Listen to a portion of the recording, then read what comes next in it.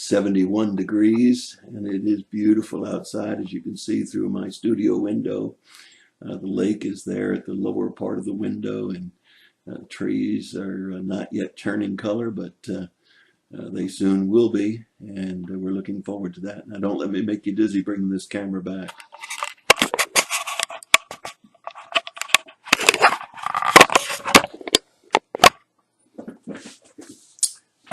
Who's your best friend? Well, I think some of us would answer that question very quickly with someone that we'd had a long-term friendship with, and might say that our best friend is Bob, Ted, Alice, Sally, whoever. But what are the requirements for a best friend? Well, the elements of a best friend are a loving relationship, acceptance of one another, common interests, loyalty, confidentiality, appreciation, openness, and trust.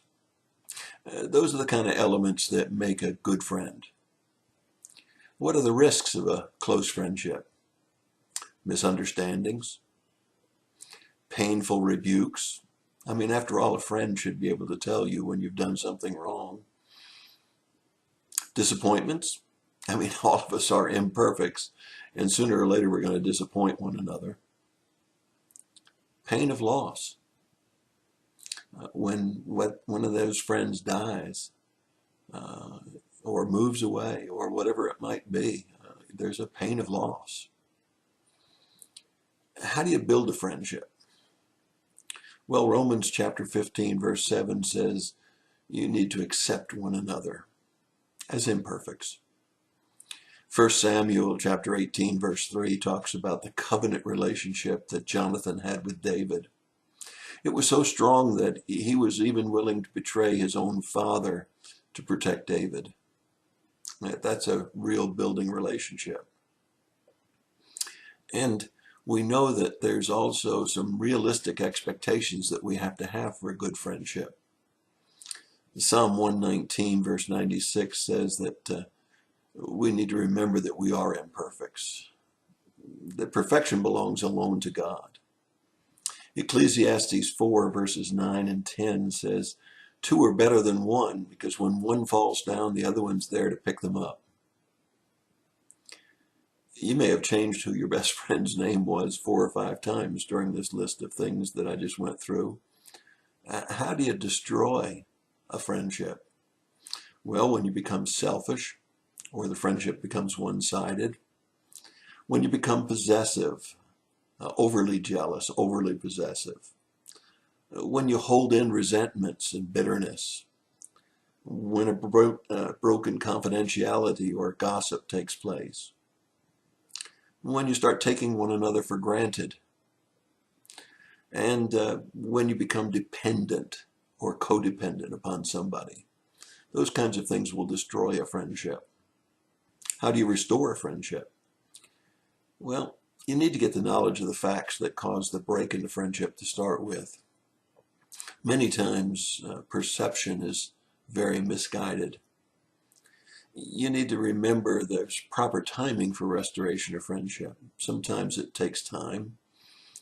You need to have a holy boldness, a truthfulness with one another about why the friendship got apart and what it's going to take to get it back together again. Most of all, there needs to be a forgiveness. Remember, we're imperfects and we're going to make mistakes, and we need to forgive one another. And then there's the reaffirmation of love that brings in that friendship. Well, who was that best friend you named? Was it your wife, your husband, your son, your daughter, your mother, your father, somebody you go to church with? It really should have been God. Because you see, God is the one that will never disappoint. He should always be your number one friend. He'll never leave you or forsake you. And you don't have to worry about that loss of a friend. But there's got to be an earthly or a worldly friend. And hopefully, if you're married, that second best friend has got to be your wife, your husband. When you think about those friendships that have to be in the right order, it's got to be God first. It's got to be your mate second. And then there's still plenty of room for Christian friends, for those that you do feel love, acceptance, commonness, loyalty, you can trust with confidentiality, who shows you appreciation and is open and can be trusted. Friendship is a very treasured thing. I'm thankful to say that I have a number of good friends. To point me down and to pin me down and to say, who is your best friend outside of God and your mate? I'd be hard pressed, because I have a lot of good friends, a lot of ones that love me and accept me and who have common interests with me, who are loyal to me and who appreciate me and who I can trust. It's not real important if we grade all of our friends after God and mate, number 3, number 4, number 5. That's not really important. The importance is the friend itself. I hope you have a lot of friends. I know I do, and I know I really appreciate having those friends, and I hope that I always treat them as I should. But I'm an imperfect just like you're an imperfect. And so I hope my friends understand that, and I hope that they'll always stay my friends even though I'm imperfect. That's your thought for the day. God bless you and have a great day.